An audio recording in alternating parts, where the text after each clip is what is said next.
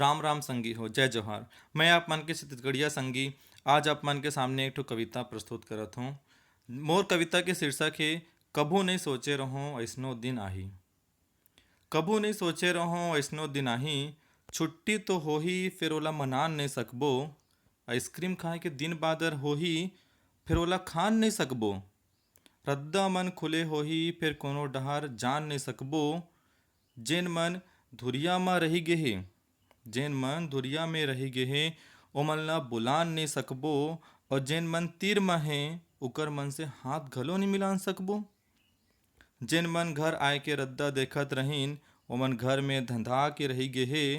का दिन बादर हे मन के सब ला भुला गे हे।